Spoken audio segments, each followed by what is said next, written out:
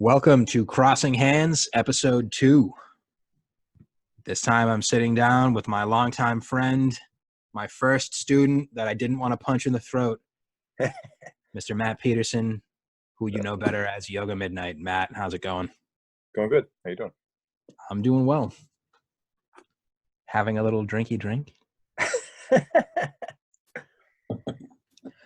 Taking a sip. I'm really happy with the hoodie, by the way. Yes. Excellence. That's perfect. Little product placement. You can't get these anymore. That's what you get for waiting. Now we're going to make fun of you because we have them and you don't. So, as is usual with the Crossing Hands form. Damn, I've already had too much to drink. Anyway, as is usual with this format, we're going to have a nice one-on-one discussion about martial arts topics related to mostly Matt's experience, Matt's motivations, but we're also going to just fly kind of, fly free. We're going to wing it, and we're going to see where this conversation takes us. So before we delve into the most pertinent topic, the two of us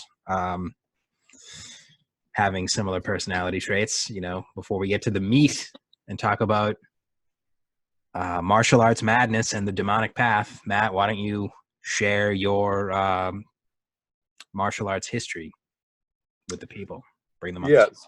So I had no exposure to Kung Fu until I met Brad, although I had been interested in it since I was a child. I was interested in karate like most kids probably were in the 80s. And my mom was like, yeah, it's going to make him violent. And didn't want me to do it. And then I have a very specific memory freshman year of college of talking to somebody in my dorm about like, oh yeah, I'd love to do martial arts, but I didn't start when I was 8, so yeah, I'm never going to be like a master. So what's the point? And then when I met you, you were like, yeah, that's wrong. Yeah. Right. That's it. Which it was wrong.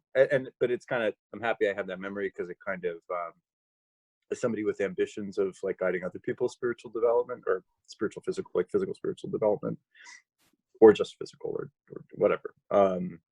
I can understand the mental blocks, like people just kind of, they boom, it's like a physical object of, well, it's too far to the goal. So what's the point? And I met Brad when we were working together as security guards at the Gardner Museum, and we had similar temperaments. And I, when he started to work at the museum, I noticed that he had a Kung Fu shirt, and I was like, oh yeah, you do martial arts? That's great. And he was like, yeah, it's really great. And I was like, oh shit. Yeah, it was slightly more intense when I was younger. And let me just try to think of how to like streamline this. When I started to learn martial arts at a sort of dark, it was sort of a dark period of time for me. I'm not like, nothing like shameful. It was the end of college, and I was hanging out with a crew of alcoholics, and like sharing, Yeah.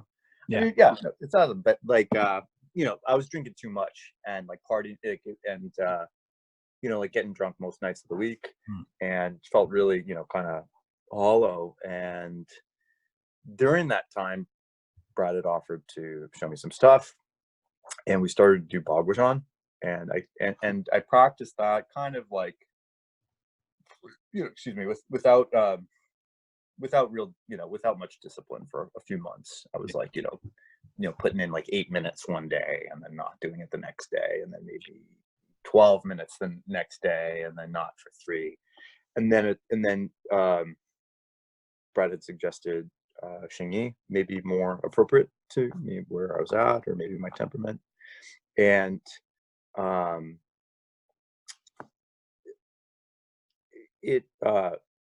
there was a point where I got really bored and frustrated with this sort of indulgence, like repetition. Yeah. and was just like, fuck it. And then actually started to like raise the bar, like, you know, maybe I stood for 5 minutes total one day, like sides combined, and was like, oh, that feels really good. And then the next day, like, all right, we'll do it again. And then, you know, 6 minutes. And then by the end of a month, there were clear physical, psychic, energetic changes. Just, you know, like I had more charisma. I felt more decisive, more, you know, just like, you know, like, there was just more fire, you know, like, and then from there, I just, you know, ran with it. And there was a period of probably about 9 months of like really heavy practice, and honestly, maybe a bit imbalanced, like maybe a little too much practice, or and because it got very addictive. But you know, since then, I have a regular practice, although I also practice other things. I practice yoga. I like, you know, I do like just like kind of like general workout stuff. So I have a kind of like complex web of work that I do that's all interrelated. But Xingyi started me off, and I, you know, like, so you know, I go by YogMidnight, and yoga is extremely important to me. But there's definitely like, it's like I feel like my yoga is probably more influenced by Xingyi, and with that, because of that shading, I think I can see yoga a little differently than a lot of Westerners who have this sort of kind of like, you know, kind of like a commercial, feel good sort of like, you know, it like a kind of nursery rhyme type view of the practice. You know, speaking of the demons, I'm reading a book right now called Sinister Yogis by a very erudite researcher writer named David Gordon White. I went, and like, just as soon as I started reading it, I know I have to read his other books on yoga because it's great. But he's explicitly talking about the character of yogi in the East not being what we think of in the West, and that, not this happy face stuff that, you know, California bottle blondes are doing. Yeah, and you know, yogis being people viewed with fear and suspicion for potentially having spiritual powers, you know, or moving into territory of, you know, they feel the need to abide by you know, social mores and laws, rules, you know, ethical principles. But there's also at the same time, there's a link between the yogi and the king, you know what I mean? Like maybe they switch places, maybe the king is like, fuck this, I'm gonna go become a yogi, or the yogi becomes a king, you know, this that whole legend around the Buddha when he was born. It was prophesied he would either be a world conqueror or the founder of a great religion, because he had that spirit, and it's two expressions of the same potential energy. So, you know, worldly power, spiritual power, you know, they're the two edges of a double-edged sword, basically. And he obviously made his choice. Yeah, I definitely, you know, it's, I think a lot of I think all world religions operate under the principle that power is too dangerous for the average person. You got to keep them locked down. Don't let them know what this, you know, don't let them know the secrets and everything. I think, and then kind of like how you were saying, we were just shooting another thing, and Brad was talking about how things that are more complex are easier for him to understand, paradoxically. It's kind of similar like that to me with matters of moral, I don't know, not just moral ambiguity, but I think when things are more gray, it becomes this rich field of exploration, and like, who am I actually, and who do I want to be? And you know, I think these, you know, yoga and kung fu, it's a mirror, and you know, and it's, you know, and you can, and ideally one would be integrating, like, you know, more draconian principles where it's in its proper place, and it's not, Yeah. you know, you're not just like you can't really be. It's part of being human, having to accept that violence is an aspect of your life that you're going to encounter, that you're going to have to come to terms with, but more so for men than women, or even more so for men than women, rather. You need to really examine your relationship with violence, your potential for violence, your capacity for violence, and all of the things that will grow out of it. You know, one of our themes for this discussion is definitely going to be the demonic path in martial arts, that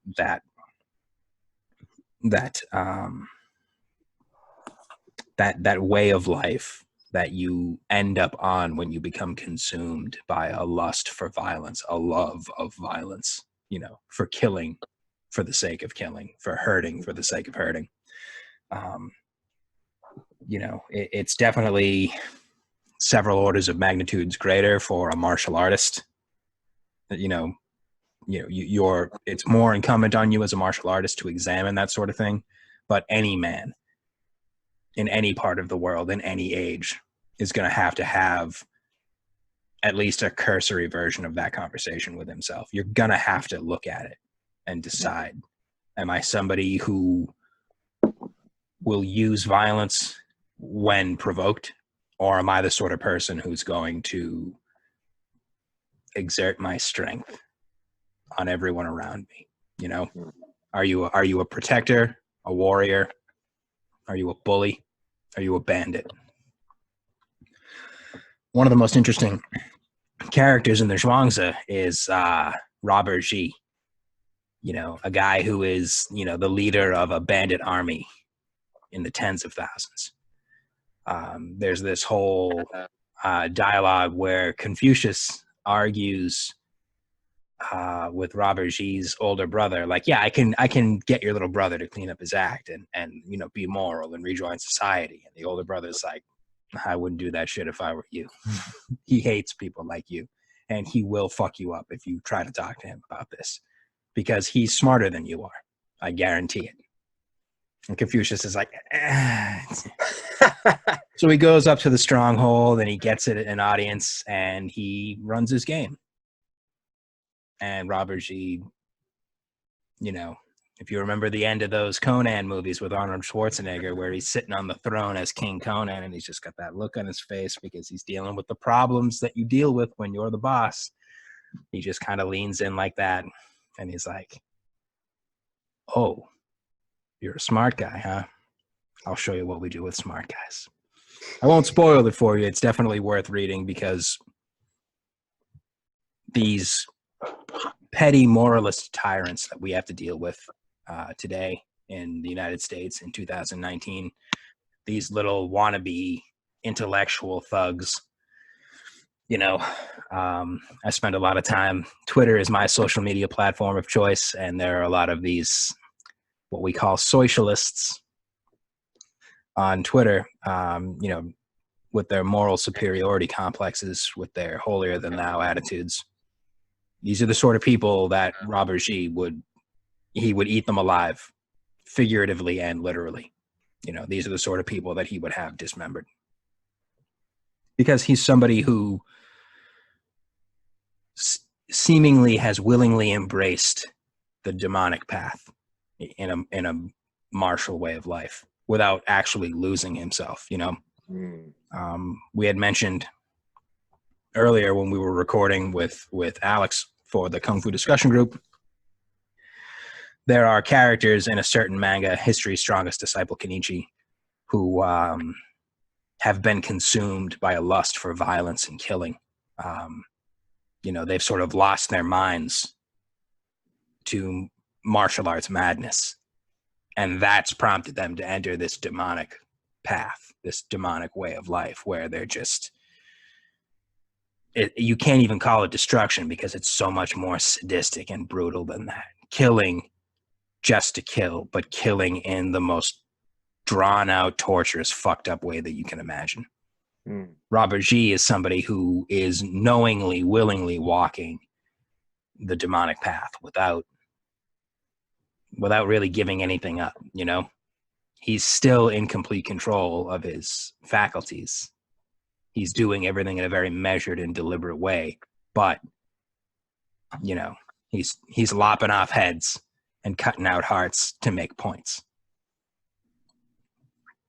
Yeah. He's got an interesting interesting speech where he, you know, talks about the virtues of being a criminal and stuff like that. You know, criminals have their virtues too, just like the Confucians have their virtues: loyalty, righteousness, justice, filial piety, stuff like that. Well, criminals have their virtues. Everybody's got their virtues. It's just sometimes your virtue is somebody else's vice. Yeah, and I mean also on the point of like, you know, major religions are set up with blocks and locks for good reason. I mean, because the average person can't handle their shadow side; it will inevitably consume them. It's just, you know, this is what it is. You know, but there are those who operate in a kind of like liminal space where it can be, you know, where maybe, you know, like, you know, they can't just read the good book and be like, all right, fine, all right, I'll buy that. You know, there's people that need to explore, and I don't know, this is kind of random, but every now and then I'll think about the aesthetics of violence and how I think that like it's probably telling what's acceptable on the extreme side of the spectrum for like, you know, one's you know, ideation. You know, like it's like because I think a lot of people, I find I find a richness in darkness as a sort of archetypal space. Yeah. And the space, you know, and of, you know, like, you know, looking at the person through that overlay. All right, who are they on that side? Yeah. And a lot of people, when they try to conjure their darkness, where they're like, oh yeah, I can be dark, and then it's like, what if I, like, you know, rip somebody's skin off and spat it? It's like, all right, that's creepy, you know what I mean? Like, yeah, the contrivance. It's some sort of bad 80s horror movie, you know? Yeah. Their version of examining their dark side is incorrectly reciting one of the monologues that what's his name had in such and such horror movie. Yeah. And for myself personally, I have an aversion to torture. Just like, you know, like there would never, you know, in no universe am I torturing people, you know, like it's just like that level. And there's been a couple times I got high and like looked up like worst murder. Don't ever do that, you know. Like, you know?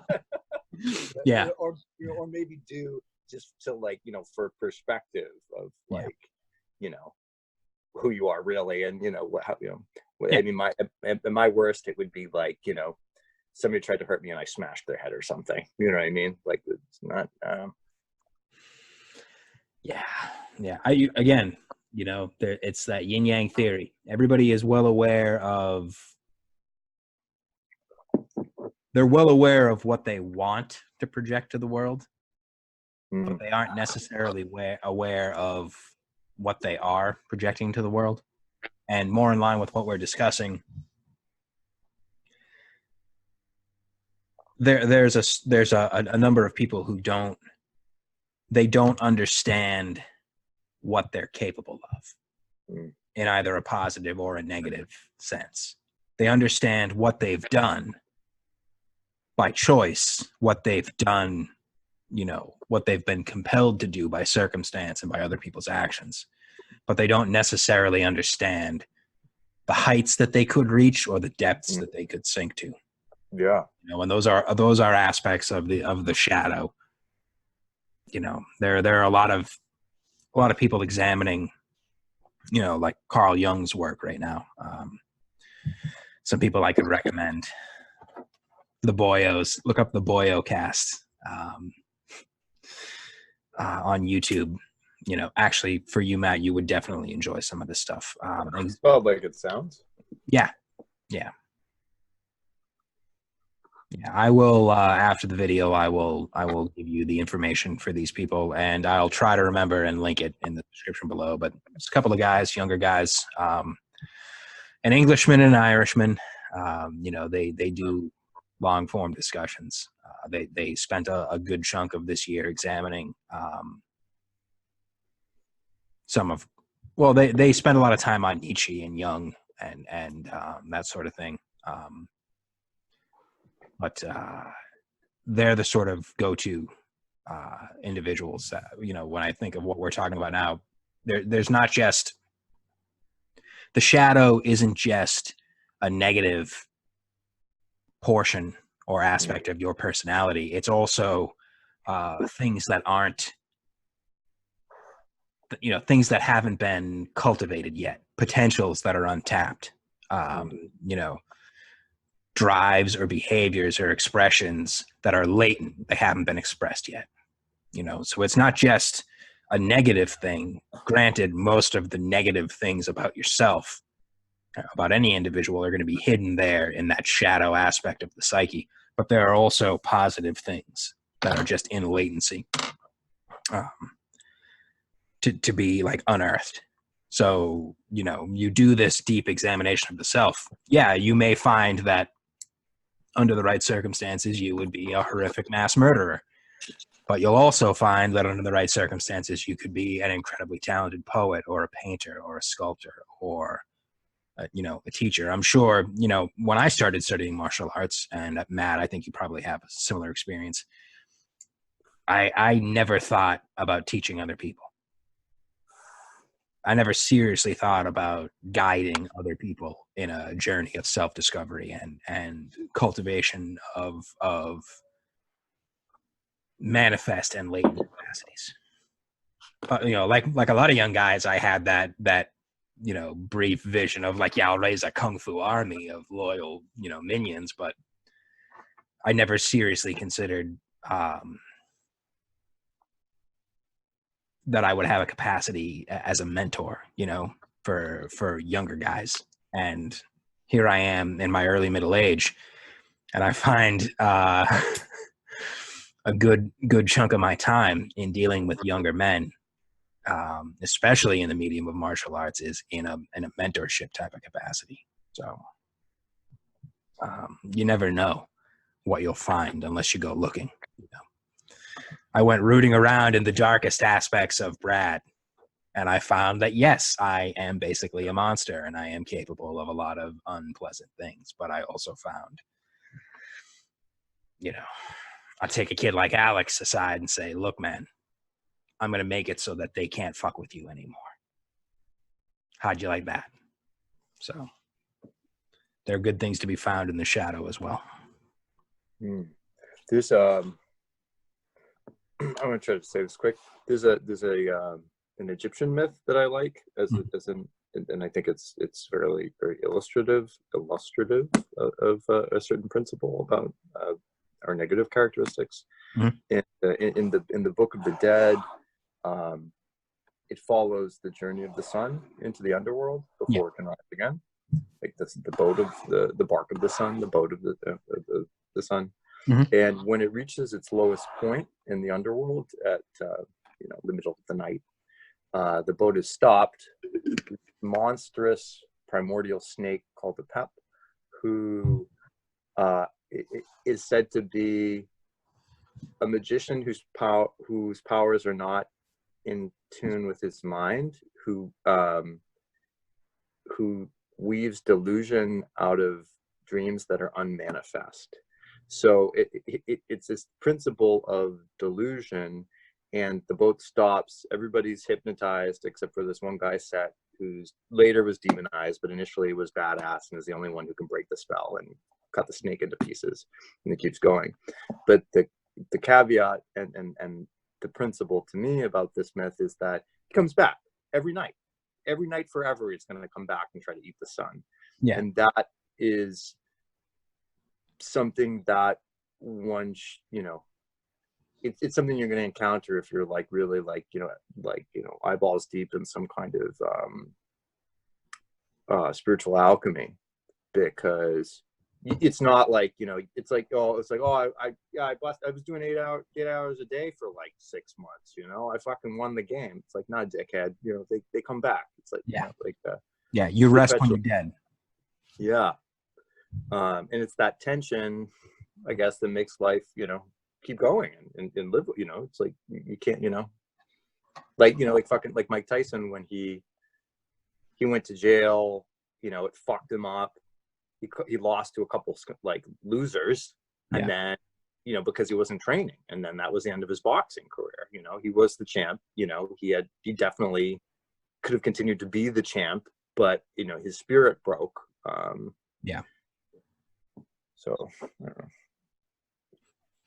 Yeah, and that's the biggest benefit of this sort of thing. Taking a moment to examine your own darkness, your own potential to fall onto the demonic path is, if you do it in your time, voluntarily, under the conditions that you choose, you'll be able to prepare yourself for situations that are definitely coming in your life. You'll be able to notice and make contingencies for or compensate for the weaknesses that you have, because we all have weaknesses. As way of like a personal version of that, a year and a half ago, I was 100 pounds lighter than I am now. Exactly 100 pounds lighter than I am now. I recently weighed myself. I'm 235 pounds. I was 130 pounds in the summer of 2018. And I was there because on some level, I hadn't given up on life. I hadn't accepted death. I had accepted the idea that I was never going to be me again. I was never going to be healthy again. I'd never be back to full strength. I didn't accept death, but I accepted something that's essentially identical to death, tantamount to death. If I had done a little more introspection, a little more personal examination, I probably would have noticed that one of my weak points is rationalizing giving up. But I had to learn that one the hard way. So, but in the I Ching, it says, it's like one sits beneath a barren tree and falls deeper into the gloom. Yeah. What do you think of that? Yeah, that sounds about right. It's easy. I mean, that's the thing where, we don't live in a world. We don't live in a world, despite what television portrays, or like pretenses. Yeah. We don't live in a world that wants the individual to unfold into their utmost potential. That's a lie. We live in a world that attempts to break people. We're in a world where most people don't have a spirit to start with, like robots. And if you do, then we'll see after you are ground through the mill, how much of that is left. Yeah. Yeah. It's like, you're not supposed to, yeah. I mean, you're like people, it's kind of like things are constructed so that people will, settle for undesirable circumstances and slowly kill themselves. Right. Yeah. See themselves as victims. If we're going to reference social media again, how many people on there are seeing themselves as a commodity to be sold on Instagram or YouTube, or, a list of illnesses and weaknesses and grievances to be paraded around on Facebook or Twitter. It's sad in one sense, but it's also completely logical. It makes perfect sense that this is how it would be. If you give people the option, there's that cartoon there's so many variations of this. 2 lines, easy lies, hard truths. Everybody's in the easy lie line. Nobody's in the hard truth line. Yeah.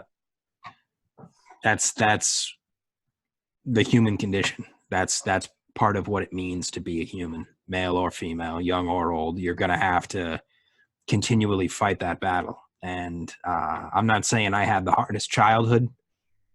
I'm not saying I had the hardest, youth, late teens, early 20s, but I did actively spend a good deal of those periods of my life you know,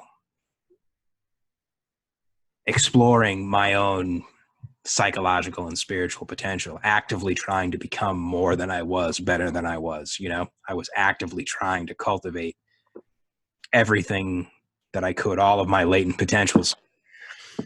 And, you know, I got into my 30s and hit that roadblock. I hit that bump, you know, and I dealt with it well. You know, obviously I dealt with being sick very well. I had a pretty positive attitude. I was still pretty sociable and gregarious, but, you know, personally, deep down, I kind of gave up. And a couple of people pointed that out to me, and I didn't really hear it for the longest time. So I had to suffer for 10 years. It just goes to show you that there is no off time. You know, just like as I say all the time regarding martial arts practice, you can take a break when you're dead. You can stop fighting that spiritual battle when you're dead. And even then, maybe not. Yeah, totally. This is just random, but I wanted to talk about it because you brought up Carl Jung. Yep. Because Carl Jung was had played a big part in my psychic development after I started to do Kung Fu. Mm-hmm. I've seen several people who I respect, you know, kind of like commenting on negative effects that Carl Jung's teachings have had on our society, you know, mm-hmm. that we see now in, like, you know, political discussions or people's like sense of identity. And there was this one book of his that I picked up like 7 years ago called Man and His Symbols. And I started to read it and I was just like, there was something off, because when I had read other stuff by him, it was just like, you know, like when you hear music that you want to hear, it was just, this is something resonated. And then with this book, there was something kind of clumsy about it. And then I looked closer, and apparently it was written by his students who attributed it to him. Mm-hmm.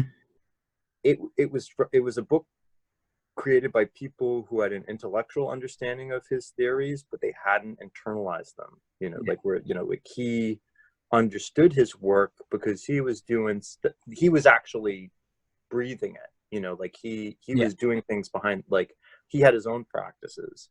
They weren't just these like abstractions that he memorized. And I think like a lot of I respect people criticizing Carl Jung's, like the effect of his work on society right now, but I would argue that the negative consequences of that work have been from people putting that thought out there who didn't actually have a visceral understanding of the information, and then people who, you know, who didn't have a, you know, who, and then like people like a copy of a copy of a copy being, you know, especially regarding, you know, like gender stuff, like sex stuff, because it didn't, you know, it does, you know, I don't want to go like get into like a heavy political discussion, but like it just, you know, Carl Jung would not be like, there's no such thing as gender type, you know what I mean? Like it's no, there can't be in a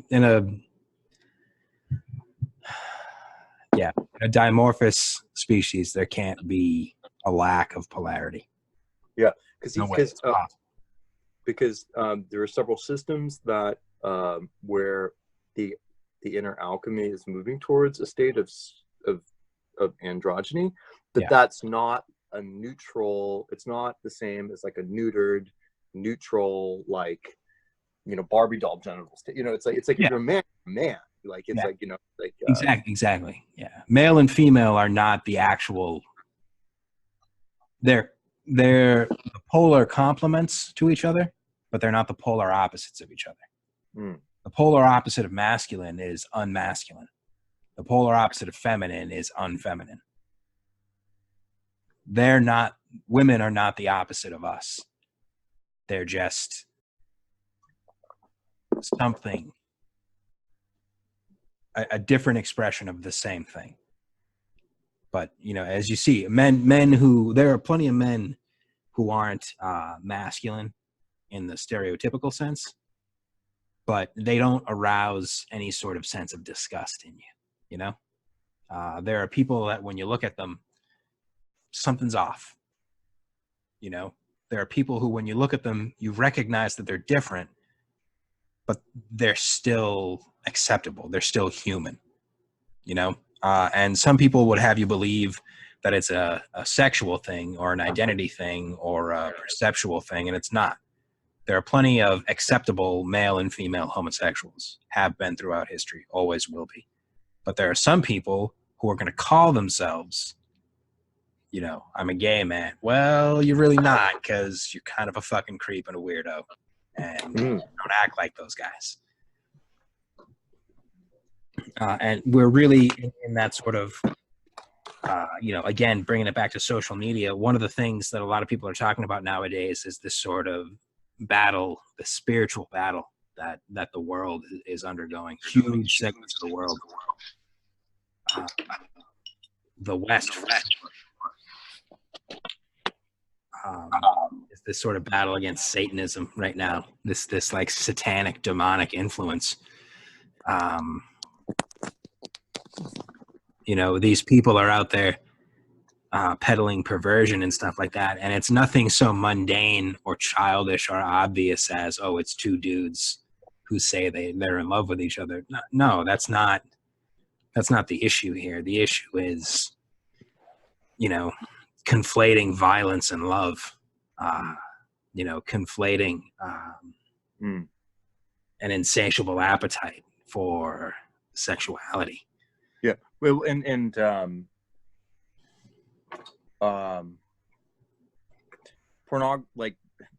unbridled exposure to pornography will inevitably create distortions. Yeah, you know, it's not, you know, somebody investing in a lot of sex toys isn't unlocking their sexual power. You know, it's like those things. You know, exactly. those things, it's different. It's not. You know, it's not. Yeah, pornography is not eroticism. Yeah. And a lot of people are confused by that. I once told a bunch of people toward the end of my college time that nobody in the world had a problem with homosexuality. Everybody had a problem with homoeroticism. And only 2 or 3 people understood that. And interestingly enough, they were the 2 or 3 people that were on hallucinogens at that particular party. But you know, that was my very confrontational, very inflammatory way of trying to make this point that we're getting at now, that there is a healthy and an unhealthy expression of every natural human impulse. There is such a thing as a healthy, positive expression of violence. There's obviously a very unhealthy expression of violence. There are healthy and positive expressions of human sexuality, you know, human emotional attachment, and there are unhealthy, destructive, perverted expressions of those things as well. Yeah. One of the problems with Satanism as a philosophy, and while that's like an obscure term, or can be, it plugs one into, there are a lot of religious systems are dualistic, and there are those which are not. A lot of the Eastern stuff is not. Taoism is not dualistic. Buddhism is actually not dualistic.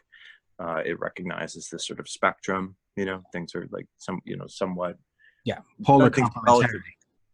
Yeah, it's you know, there's a difference in, you know, there are consequences for actions. You know what I mean? Like, you know, it's like if you do this, you don't want to see the result, so don't do that. It's not like, it's not sin based, but I think, but because thinking in a satanic way is contrarian, it ends up linking one to the object of opposition, so that they become dependent on it.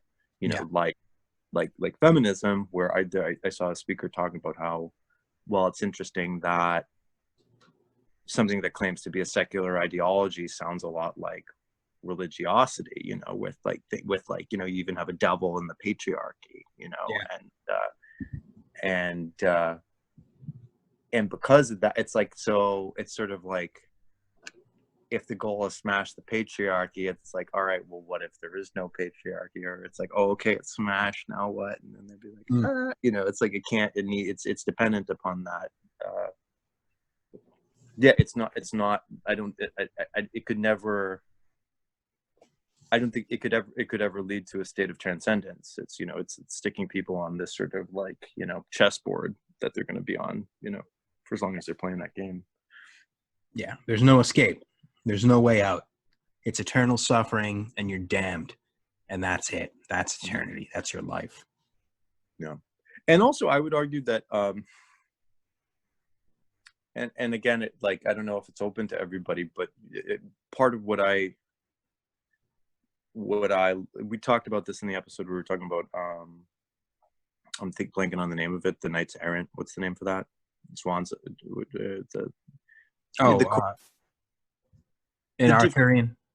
The two different codes, right? Like the martial arts. What, martial ethics and the code of the Shah. Yeah, for the code of the Shah, I think like individuality is part of it. You know, mm-hmm. Like I think that there are limitations in systems that disassociate the individual from their core, whatever, you know, like I think, you know, like again, you can't practice kung fu and not face your darkness, you know, you know, whereas a lot of people don't want to look at it, so they just put it on other people, you know, and it's all projection. There's no, I'm not wicked, you're wicked. Yeah. That's what wicked people say. Yeah. One of the big failings of Confucianism as a social philosophy for organizing, you know, well, as a social philosophy, as a basis for social organization, is the way it thinks that you can fix individual problems by controlling society tightly. You can't fix individual malfunction by exercising control on a macro level. Taoism has always appealed to me because I have a strong individualist tendency. One of the basic ideas for a social organization from a Taoist perspective is you build a better society by building better individuals. Totally. So we all get over our individual shortcomings, our individual problems, our individual traumas. We'll be better components for a superior society. You know, that's pretty idealistic. In a more concrete way, we shore up my weaknesses with your strengths. And we do that on a societal scale. So for everyone that's like me, that has the weaknesses that I have, the tendencies that I have, you know, we compensate for any sort of negative drift I may be prone toward by bringing in your positive strengths, your positive attributes. You know, I do have a tendency to ignore the concerns of a certain type of person, and not like, you know, I'm a man and I ignore women. No, it's more like I ignore people who have very small intellectual horizons. And I'm not talking about stupid people. You know, people with limited vision, I don't want to hear what they have to say. I don't care about their concerns. I don't care about what they're afraid of. So if you surround me with a bunch of people like that, I am going to come off as incredibly insensitive and lacking in tact. And you probably remember meeting me during that period in my life, because that museum we worked at was definitely a place full of people that could not see the horizon that I could see. So most of those motherfuckers hated me, and with really good reason. I can't say I blame them at all, because if I were that timid and scared, I would hate somebody talking the way I talked. You know, I was really flipping open about, you know, about my opinions. All those people sitting there, those upper middle class white girls. What are we gonna do about racism? Go make a black friend, I would say. And they would freak out because they couldn't conceive You know, what if you just treated people who look different as human beings? There's definitely a way to get people like that to implement a real simple solution, the sort of solution that children would arrive at, you know? But me basically bludgeoning people over the head with my convictions was not the way to go about that. Yeah, well, I think that there, you know, that I think the shortcoming of the West comes from like an imbalance in focusing on certain cognitive channels that disassociate one from reality. Like I read something once saying Western culture is the only place that we see music disassociated from dance, where you know, where you just, all right, their band's going to play and you're going to sit in your seat and you're going to listen and you're going to clap. Like that's not where music came from. You know, it was meant to, you know, it's like if I don't know, not everybody's got soul, but like if I hear like real African rhythms, like, you know, some like, you know, I hear like some voodoo shit and start moving. Yeah. Like, you know, it's the fire. Yeah, and like the benefit to me of physical spiritual practices, Xingyi, yoga, it's made me a better person because I'm not stuck up in these, you know, dead thoughts in my head. You know what I mean? Like when, you know, like just like talking about racism, it's like a couple Black people in my work were like, yo, I don't even think of you as a white person. It's like, yeah, because I don't think of you as a Black person. Just like, you know, we vibe, we're cool, you know? Yeah. And Human first and all that. yeah. And I think a lot of people, they like kind of learned the wrong way. It's like they had certain things drilled into their head from a professor that they respected, who was probably smarter than average, and also actually a bad person on the down low. You know what I mean? Yeah. Yeah. There was this one guy at Mass Art who said it's like, all I ever wanted to do was destroy the United States government, and I couldn't do it, so I'm just teaching art school kids. And I didn't understand until the last few years, like, what a piece of shit this guy was. Like, what a fucking, like, he wove so much hatred into the hearts of like hundreds of students and thousands of students, you know, trying to teach them to rationalize their irrational hatred towards swaths of the population. Like, fuck out of here. But I'm saying, like, you practice Xingyi, you practice, like, you know, you really practice yoga, like, don't just like, you know, go to a class a week at the, you know, the place down, you know, it's like, if you really pursue that path, you know, you experience things differently because you're using the different, you know, like different brains or whatever, you know, like, yeah, the potential to fall onto the demonic path is there for everybody. Every human being could, you know, it's one thing that I really like about Japanese mythology. Demons in Japanese myths are people who are consumed by negative emotions. You know, it's not exactly corruption, but it's essentially you know, like you could think of it as corruption. You lose your humanity and you become something else. yeah. You know, a martial artist that falls onto a demonic path is liable to be consumed by martial arts madness and a lust for violence and destruction, you know, for bullying and domineering and all that stuff. But that's just the martial arts expression of that potential. You know, there are plenty of cowards that have fallen onto the demonic path. This art teacher that you were just talking about at Mass Art, I get a feeling that we both know women that could beat this guy half to death pretty easily, but he is 100% on the demonic path, full of hate, full of you know, disgusting lust for destruction, you know, for blame, for domineering, for abuse. It's sad to see. And it's distant, and it's I've told you this, but I'm just going to say this for the coin. After the last election, a roommate of mine was like, hey, it's some like community meeting, with like a few, do you want to go? And I was like, all right, whatever, check it out. Not, just out of curiosity, not, and it was this, basically somebody trying to like trick people into signing on to his fucking thing. And he, in the beginning of it, he said, what is power? Who can tell me what power is? Somebody raises their hand. They go, knowledge is power. He said, no, that's not power. Power is only money, and then the ability to like mobilize people. And immediately I'm just like checked out. I'm just like, fuck this sucker. Yeah. Fuck that guy. Because, my like, the wealth that I've accrued has come through my practice. It's like, there's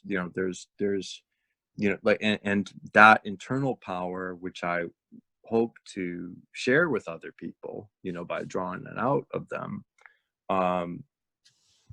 That's the best you can hope for, as far as I'm concerned. You know what I mean? Like, otherwise it's a matter of luck. It's like you're born into a certain family, you know what I mean? You have like certain opportunities. It's like, yeah, people can work hard or whatever, but I think just what he was, like the game he was playing seemed so disempowering, trying to be like, yeah, you're weak, and so just kind of be a sheep on my team, you know what I mean? Like, Be cannon fodder. I need bodies to throw at my enemy. Why don't you become a body? Fuck out of here. Right? Signing up to be a corpse. That's the mentality that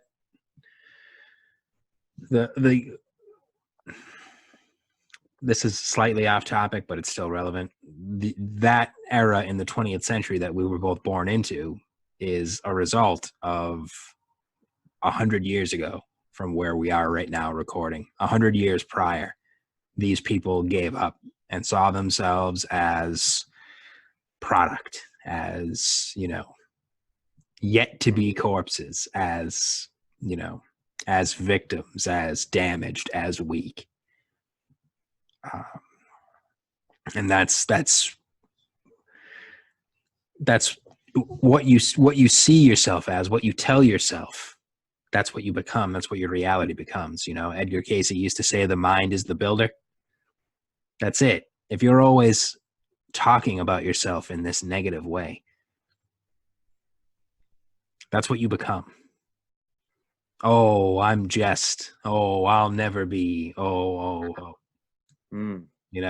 Oh, people like me can't get a fair shake in the world because of XYZ. It doesn't matter what XYZ is, because your subconscious stops at I'll never be. The rationalization doesn't matter. And the thing that I do really enjoy about Xingyi the most, the thing that saved my life from 10 years of illness, from sepsis as an individual instance in that 10 years, was the spiritual strength, the never give up sort of aspect that I had the potential for. Obviously, anybody does, but Xingyi made it strong enough that it was able to really make a difference in my life.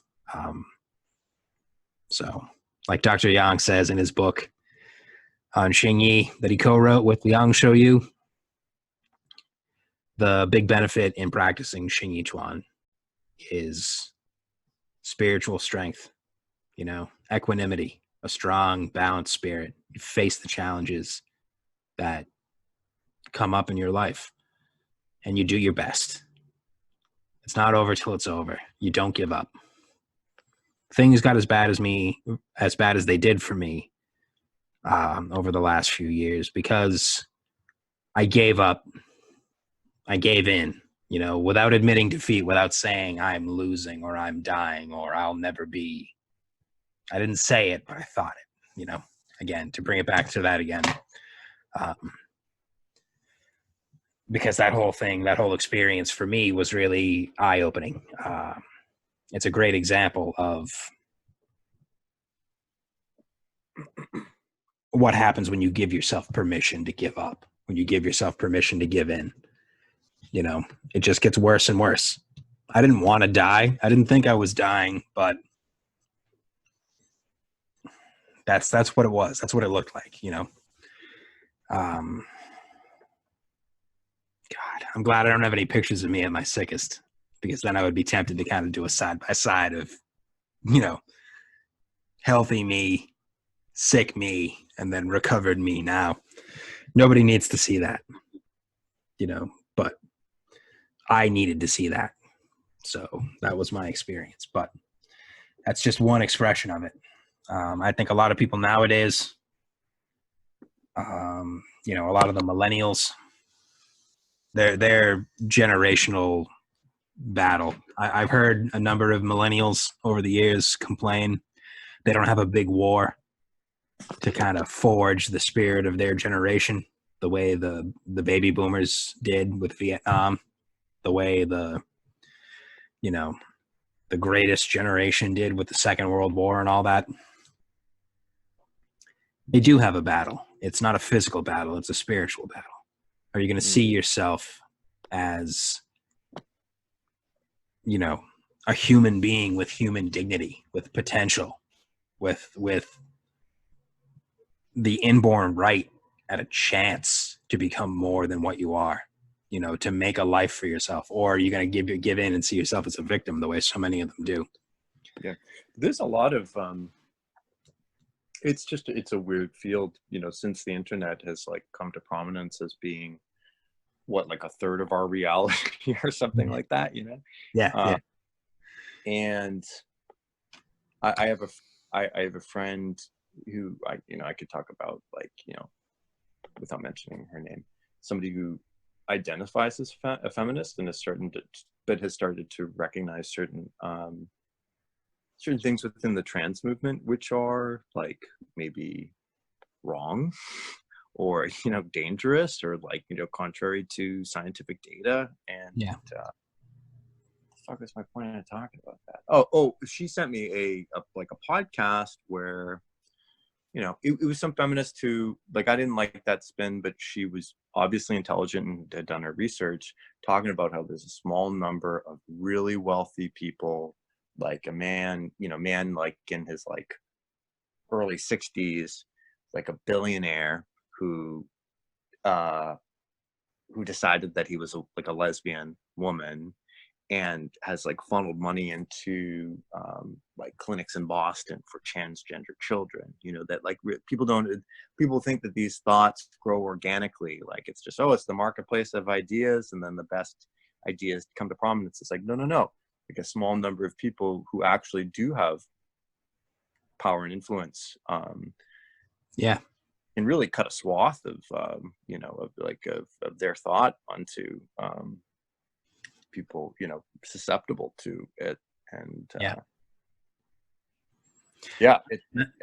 and I think and again, in terms of physical practices, that's part, I feel like it's we all are experiencing cognitive dissonance because no matter where you fall on the political spectrum, there's going to be, it's like no matter where you stand, there's a good chance that like half of the people you walk across in your day-to-day life live in a different reality than you know, live in a completely different world than, you know, than in your head.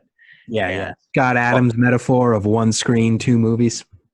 It's fucking stressful. It's, you know, but at least with if you have a meditative practice, you know, you can kind of like, it's like, all right, just kind of like diffuse that, you know, as opposed to, you know, I hear people like hysterical about, like, you know, New York Times headlines, you know, they're like, don't jump, it's don't jump, like right? Literally talking on the phone, like, like there was never you know, never a questionable mind in politics before this particular guy.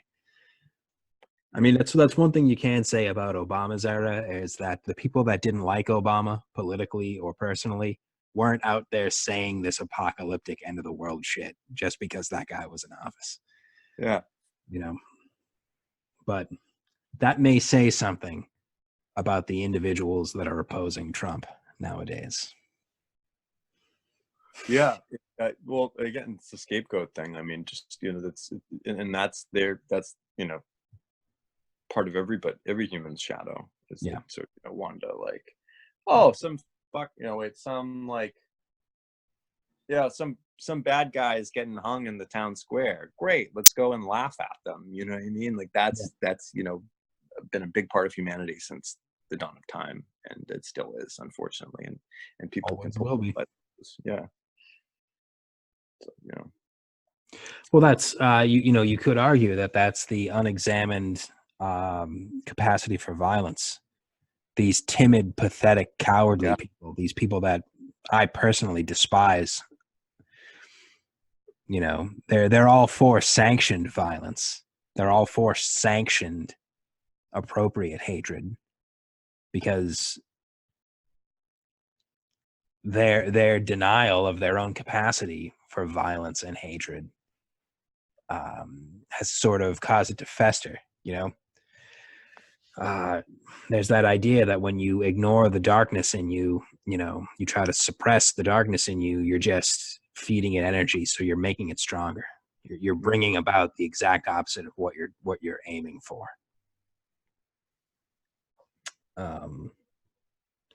And I would agree with that idea in a lot of sense. One of the fun things about Trump is trolling these people that hate him so much by saying, don't you see that your behavior over the last 10 years is what drove all the normals to elect this guy? Yes, you feel like he's here to personally spit in your coffee and ruin your day. Well, yeah, in one sense, he literally is. He was elected by people who were tired of your shenanigans. But on a larger sense, it's he's only a symbol for something. There's this idea that his election and the things that have happened in the last 3 years are sort of like a societal manifestation of this whole turning point on a deeper spiritual level for people in the United States, at least. That silent majority, these people that have always opposed this ridiculous, degenerate behavior, this bizarre, chaotic self-indulgence that some people pretended was individual expression and a pursuit of individuality. The majority has had enough of that. The real majority, the silent majority, has had enough of all that garbage. And they're finally starting to, they're making their opinions known through actions. The only thing that counts is action. It doesn't matter what you say. It matters what you do, which is especially true for those of us who live in the world of martial arts, walking the way of martial arts. What you do means more than what you say. So in one sense, yeah, these people spoke. They said, we're done with your, selfish power grabs disguised as justice. Social justice is, Thomas Sowell said, the idea of social justice is ridiculous because all justice is inherently social, since it's something that exists between people. So this idea that, you're going to correct the actions of the past, you can't. You can't correct the worldview and punish the behavior of slave owners 300 years ago, because those guys are dead now. Yeah, it seems. I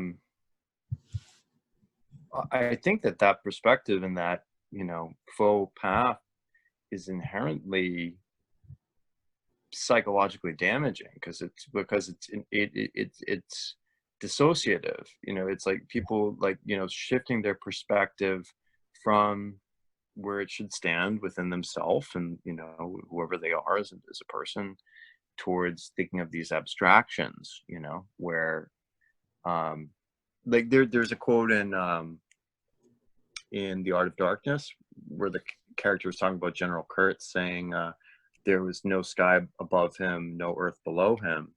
And when I read that, I was thinking in the context of the I Ching, like, wow, that's like fucking oblivion. You know what I mean? Yeah. Like, you're not anywhere. Yeah, I make this comment fairly regularly. I actually just posted something relating to what I'm about to say on Twitter not too long ago. freedom is not the absence of rules. Freedom is Yup. action within a defined set of parameters. You know, there's a field of action defined by rules and limitations, and freedom is working within that. If there's no limitation, no defined field of action, then it's just chaos, in which case all actions are meaningless. There is no positive and negative in chaos. There's no action in chaos. There's just chaos. Completely undifferentiated, completely pointless, completely useless. And a lot of people seem to think that freedom lies in chaos. What they don't understand is chaos is their destruction. There are monsters that live in chaos. The strong prey on the weak in chaos. So all these people who, when they first meet a new person, in all their social interactions, they lead with all of their own mental illnesses and all of their weaknesses and all of the ways they're a victim. If they get what they want and we devolve into a chaotic world where might makes right, they're going to be devoured. So it's a shame to see, and again, bringing this back to what we were talking about before, I realized, when I was in my late 20s and I was seriously delving into the depths of my own darkness, my own potential for different types of actions and different attitudes, I realized that there is a part of me that is absolutely disgusted by that kind of weakness. I hate those people. And I say it this way, this freely and this casually, because I need to remember that if I'm not careful, I can become one of those monsters that will devour these people. I don't want to be that. I don't want to be a destroyer. I'd rather. I'm pretty comfortable with the mentor role that I found myself in at this point in my life. So I'd much rather continue with that than, becoming Typhon.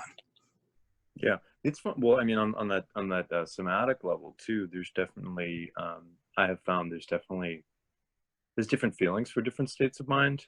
Like I had a friend in Boston who I really liked. She was like, it was my friend's girlfriend at the time. She was this like Italian, Puerto Rican, like big tits. She was really funny. She was like the most fun girl I've ever gotten drunk with. She was just so fun. She she used to get into fights, and I liked that too, because I liked the fire. So she'd be like, this fucking girl. I'd be like, yes, tell me. Right? Knock her out the box. But the thing is, she would like I noticed that she'd be talking shit about someone and be like, okay. And then she'd keep going, and then it'd be like, all right. And it would feel like a sinking feeling, And I feel like and then since I noticed that, there were times where I would be doing something similar and I could kind of feel that, like if I was on a really negative bent and kind of getting carried away with it, it feels like, like a balloon with a hole in it, versus that, like there'll be like an uplifting sensation of like, like my boy, this guy I work with, when we're going to try to like start some kind of sparring group. He has some history of MMA. He doesn't practice it currently. 3 dudes tried to jump him and he knocked 2 of them out and the other one ran off. And he was super humble about it. I was just like, yes, it's like the fire, like, yes, brother. But I don't think, I don't think most of us have access to that gauge, because there's a dissociation from the physical body and what it can tell us. Yeah. One of my my mom's side of the family, one of their favorite criticisms to level at me personally is, oh, you don't like to do things that you're not good at. It's like, who does? Well, fucking everybody is like great shot in the dark, bro. Everybody is like that. So it's like, cold reading. It's like a cold reading trick. Yeah, exactly. A person whose name begins with a letter. Oh, wow. You got psychic powers, kid. A lot of times you're a happy person, but sometimes you feel sad. Yeah, you often have different emotions at different times, and you eat food. Yeah. You know, see me dressed like this. The spirits are telling me that you enjoy hooded sweatshirts. Like, yeah, you fucking think? What's next? I wear shoes. But you know, mockery aside, yeah, but that, you know, you don't like to do that idea. You don't like to do what you're not good at. Right. Why are there so many people who are so quick to say violence is never the answer? Because they can't fight worth a damn. Fuck them. There are people like the guy you mentioned. There are martial artists like us. There are a lot of people who can fight worth a damn. And for all of us, you know what? I kind of feel like sometimes violence is the answer. I feel like sometimes the right choice is smashing somebody directly in the center of their face. And it doesn't have to be anything more than that. Because, again, with actions speaking louder than words, there are times where you're never going to convince somebody to say the phrase, you were right and I was wrong. You're never going to argue them into making that admission.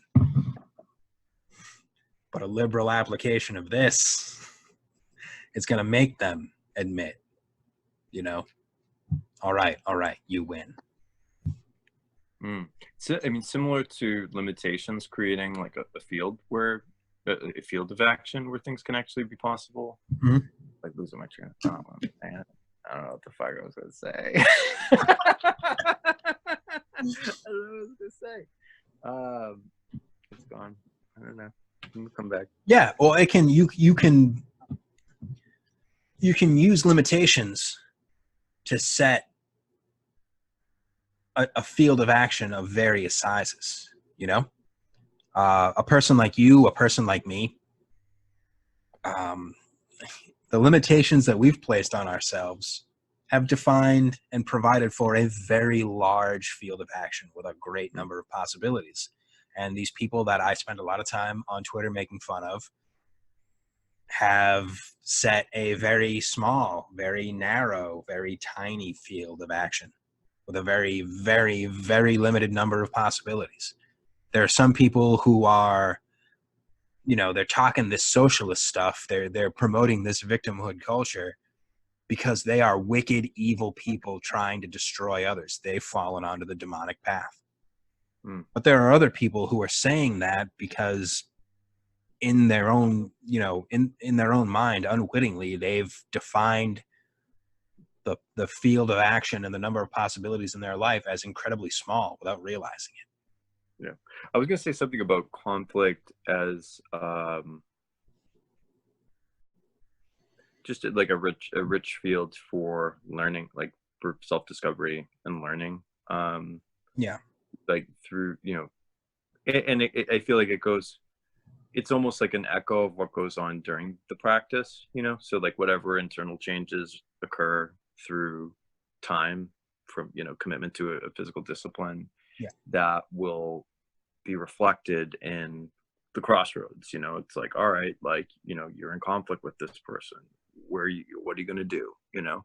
And it's like, I love judgments. I love, you know, cause, you know, being like, you know, should I fucking, you know, should I like follow that person? You know, be like, nah, I'm not gonna do that. You know, like it's really, you know, it's really rich that, you know, that as opposed to remaining unconscious. I think the default state for the individual is it's tip of the iceberg. You know, like that's like Carl Jung's image of the unconscious. Is that most of the mind is below the water, and so, and I think with real spiritual disciplines, it gives us an ability to be privy to what's underneath the water is closer to the surface. It's not, you know, it's not, there's far less mystery, you know, and so there can be more accountability. I don't know. I was going to say something else, but I don't remember what. Yeah, that's in Irish mythology, in the sort of legendary group of myths with the Mavagosh. Yeah, with the Tuatha De Danann, the ancient gods. They have a lot of battles with the monstrous Fomorians since it's early November and Samhain just passed. You know, Evil Eye Baelor and a lot of the other monstrous, deformed, ridiculous, destructive Fomorians. You know, with their, in one version, their kingdom is under the ocean. In another, it's on the underside of the surface of the ocean. You know, it's another world hidden in an aspect of the normal world. So, you know, they're like an expression of the destructive impulses that are in all people. You know, there's a monster in all of us. And it's just a question of if you're feeding it and making it stronger by denying its existence and denying the possibility of those tendencies in yourself, or have you destroyed it by reabsorbing it into yourself, by accepting, like, yes, under certain circumstances, I would do XYZ horrible thing. You know, so with that idea of the depths of the sea, or the you know, the depths of dark water is the unconscious mind.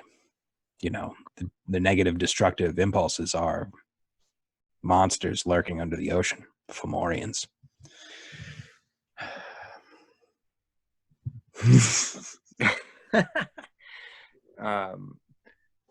Yeah, this reminds me of I don't know what my friend and I were talking about.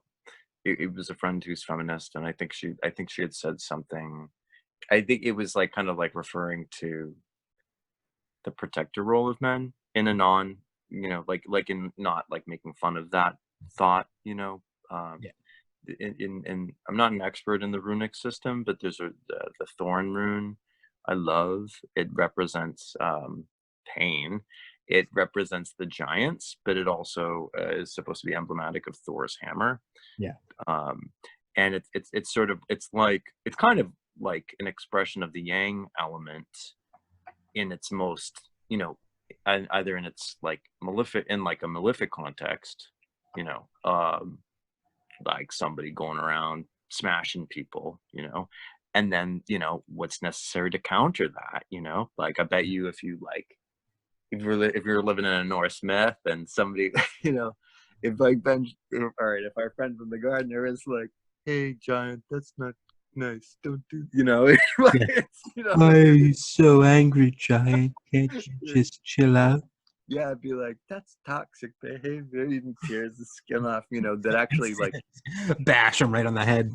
yeah, it's like if you it's like, you know, it's like if you disempower the majority of men, then the monsters are still going to be monsters, you know what I Exactly. mean? Exactly. Like, Or as something a little more relevant to our current political and social climate, gun laws don't affect criminals.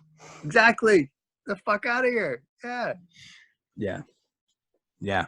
That's yeah. If everybody's constrained and everybody's tamed and everybody's a pussy, then the monsters are going to run free. The demons are going to overwhelm society, and that'll be it. You know, that whole thing, that very, once again, it's very topical, that speech from A Few Good Men.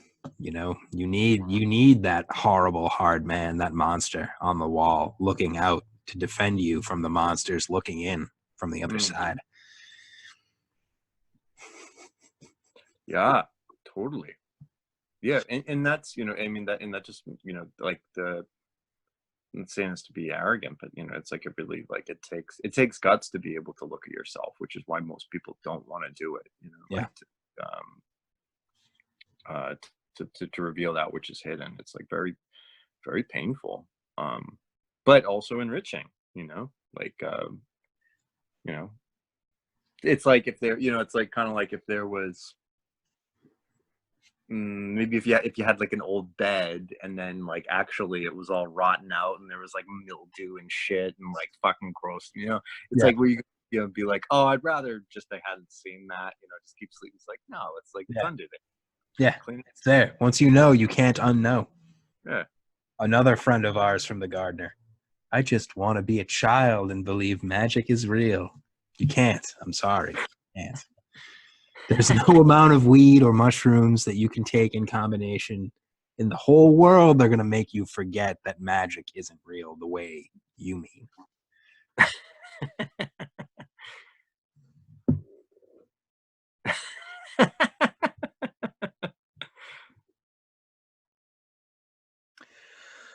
But that's the downfall of a lot of people with potential. A lot of good men, a lot of good women have brought about their own destruction in the course of human history, because I'd really rather not XYZ be true, so I'm going to act like it isn't. That's how you get yourself killed. Again, another trope in a lot of mythologies from around the world. If you try to avoid something that's been prophesied, more often than not, you will end up personally bringing about the thing you're trying to avoid. How many kings in Greek mythology who were, it was predicted that their grandson or their son or someone else would destroy them, ended up creating the conditions of their destruction, cultivating their own downfall. Love that trope. So good. Yeah. But that's where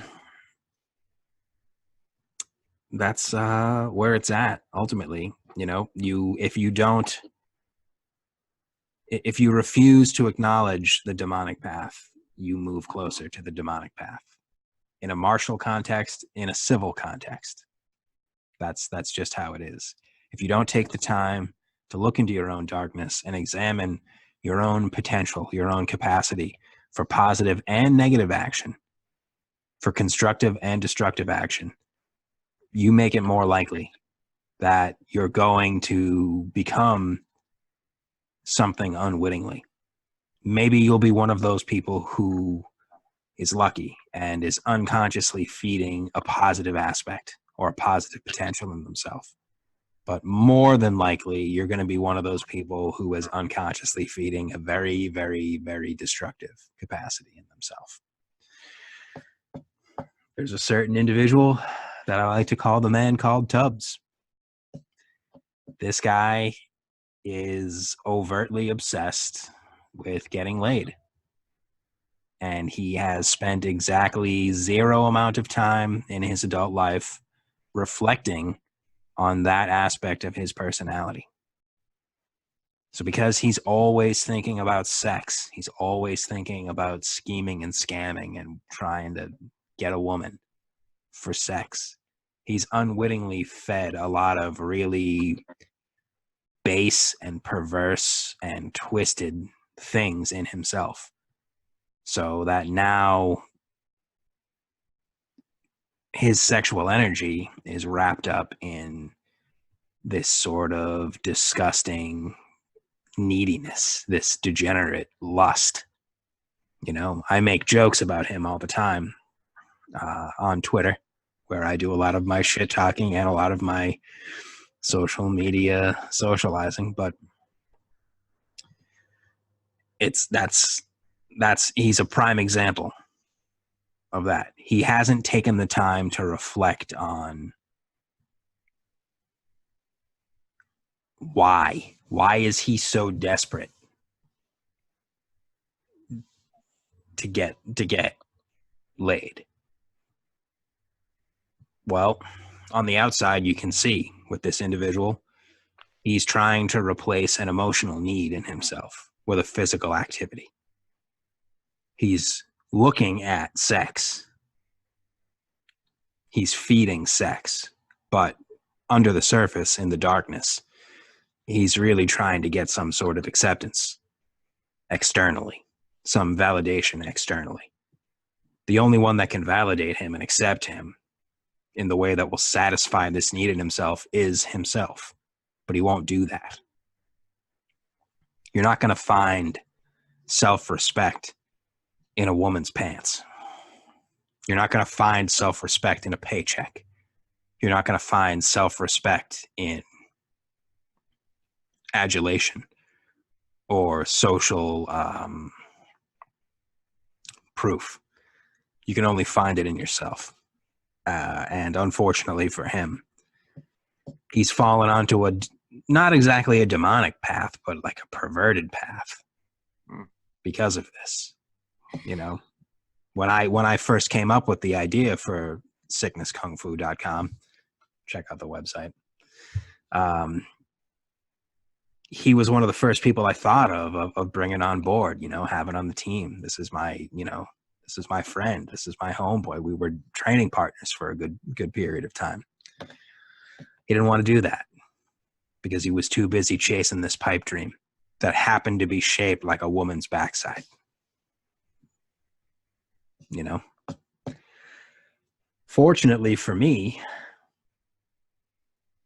his failure hasn't really infected me all that much because I recognize I have a tendency to hate people who fail in exactly the way that he failed. Which is why I make fun of him incessantly, because I hate him now. And it's not real hate, which is cold, as I've said before. This is that transformation.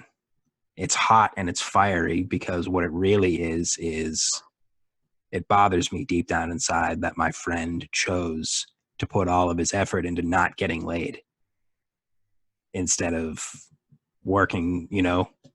We were supposed to be a team. Right now, we got 3 people on the team full time, me, you, and Alex. There could have been 4 people on the team. But this guy instead chose to work 24 hours a day, 7 days a week in order to not get laid, which is insane. How do you not get laid? That's, again, a whole nother topic for another video. But that's the danger. It's one expression. It's one variation of what happens when you don't take a look into the darkness and examine your own capacities and your own unconscious needs. You know, he never realized, you know, that he was doing this because he didn't feel worthy of whatever, or, you know, he felt a hole somewhere inside and he was trying to fill it with pussy, but it's not going to work. When I was like maybe 5 years ago, I was researching Buddhism. I learned a lot about it. Elements of it have been very good for me, although I do feel more Taoist than Buddhist. But the one thing that I found the most appealing was, because I dig metaphysics, it was talking about the different the 9 worlds. I think that's how many there are. That and these are understood to be, these may potentially be literal dimensions that one can reincarnate into, and can equally be as valid as sort of you know, maybe states of mind, or states of, you know, that one can kind of happen upon while in the body. And so like I'm just going to go through them real quick. They're like hell realms, hungry ghosts, animal realm, human realm, demigods or asuras, and then the devas. And then I think that there's even subsections. And well, like what's super psychedelic about it is in the context of infinity, you've been everywhere. So basically, you've been the lowest hell. You've been fucking Zeus, and you know, and you kept going around and around. And I think that's, I find that sort of useful with talking about, you know, the demon path, or, you know, talking about, you know, I think, you know, in Buddhism, it's thought most people are not moving up. Most people will not be coming back as human. The average person is falling to a lower state of being. Either, you know, most people probably end up in the animal realm or the hungry ghosts. You know, animal realm is like, it is characterized by ignorance and or like unconsciousness, and then the hungry ghost realm is attachment to desires which can't be satiated. And then it's the hell realms, which is like, you know, more hatred, you know. But I think that I think people get kind of corralled. I mean, I think humanity probably had its natural tendencies regardless, but I think that, the world of commerce just definitely like corralled people to, where most people are a slave to their what they indulge in. Yeah. They're beholden to their appetites, or they're beholden to their desires, which aren't necessarily greed, but it ties right into what I was saying. You can be a slave to some kind of lust or some kind of appetite because you are obsessed with satisfying that lust. Or you can become a slave to that lust because you've denied something else. You've refused to acknowledge something else, and it pushes you in that direction.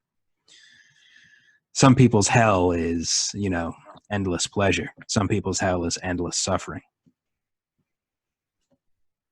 Yeah. And then also, I mean, the demigods or the Asuras are characterized by envy. I was listening just a couple nights ago to some Muslim guy. I don't know what the fuck he was. It's probably something about the jinn, because I like that. Yeah. but he was talking about, he was talking about Iblis. He was talking about the concept of envy as opposed to jealousy. Because I think there's a different word in the Arabic. And he was saying that jealousy refers more to somebody has something that we want, that feeling. And whereas envy, it's not just that you want what they have, but it's that you don't want them to have what they have. And I think this is something that's running rampant in certain political types today. People are I think a lot of people, with this with theories of privilege, I think that there are a lot of people who it's like their life is yoked to a desire to dispossess other people in a way that doesn't even, and it's not even to have the things that they think that they have. They just they want that they think that they don't deserve, and maybe they don't have. It's just like an abstraction. Yeah, exactly. Yeah, there's nothing like having some millionaire person tell you that you're evil because XYZ.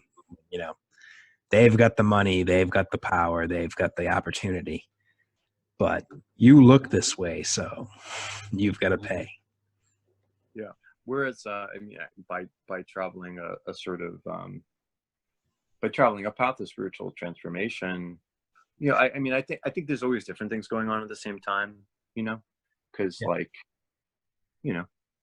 but it makes the cornerstone of one's life a striving, a striving upward. There's a sense, like you can't. It's like if you've seen the benefits, then you can't go back. And also and there's nowhere else to go but forward. Because you even if you hit a plateau, like. It's going to be fucking sweet when you get to that next level. It's up there. Yeah, there's always upward. There's a more positive outcome of what I've already said a couple of times. You can take a day off when you're dead. You can look at the daily practice and the daily grind as something unpleasant to be endured that causes suffering, or you can look at it as what you were just saying, something positive, something that always is going to bring you a new level, a new achievement, a new experience, a new opportunity. Yeah. And I think it's more workable I think it's more workable in the long term. I mean, think of, the story of Forever 21. I believe a lot of young people are wrought with a sort of fear and even shame with aging, like the sense like, it's like, oh, I'm in my mid-30s, like you failed or something, you know what I mean? Yeah. Whereas when you practice martial arts on the regular, you get, you're more connected to your physical being, and also kind of, it's like you have like a foot on the outside, where there's, and I'm not even, offer up the pretense of of any certainty of the hereafter, Yeah. but I'm not stressed out about it. Like I'm not afraid of Yeah. the nothingness, like a lot of people stay Yeah. up at night. Yeah. The idea of an absolute obliterating death is a lot less frightening when you've done something with your life. When you've spent your life in a meaningful pursuit, when you've achieved meaningful goals and had personally relevant experiences. It's not so bad if there's nothing else after this. Yeah, even if that's it, it's good. Yeah. Yeah, as a common idea in a lot of types of fiction for the last 50 years. The fact that you are going to die, it gives everything that you have done in life that much more value and meaning, because it's finite, because it is a temporary expression. It's something fleeting. And eventually you will be forgotten, maybe sooner, maybe later, but it doesn't matter if you're forgotten. It matters that you lived and that you did your thing, and you left your mark, however briefly it endures or however long it endures.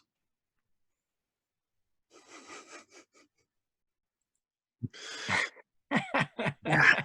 Oh yeah. That was probably, and honestly, the best thing to come out of my extended illness was realizing that I was okay with the way I had chosen to live my life. I'm okay with having dropped out of school to pursue martial arts full time, because I made myself a better person, and I was able to help other people realize their potential to be more than what they thought they could be. So it's all that matters. Even if it's only one person, that's more than no people. So I did good, and it was worth it. Death is the best subject. It's great. Great. Right. So on that note, since we're talking about the end, we might as well wrap this up. We've been going for over an hour and a half, almost 2 hours now. Good. So, been a good conversation, Matt. I'm glad I could have you on. Thank you very much for this. Where can the people find you out there on the vast, wide internet? So I do stuff on Twitter, but it's much rarer than Instagram. I put a lot more into my Instagram page. It's at YogMidnight. So check me out. Excellent. And you can find Matt's writing at sicknesskungfu.com. More to come. More to come. Yes. I got days off this week. I'm killing myself reading over this draft I have of Live by the Sword that I've been sitting on for a year. I know. Oh, it's so good. And I know that, when you do have it finalized, it'll be that much sweeter. So I should be able to clean it up this week, because I'm not working until like Friday. So excellent. Well, that's the end of Crossing Hands episode 2. I am your Uncle Sickness. With me has been Yoga Midnight. Matt, have a good night. All right, peace. Stupid? No good? With no talent? You shouldn't talk like that. We can fix your problem very quickly.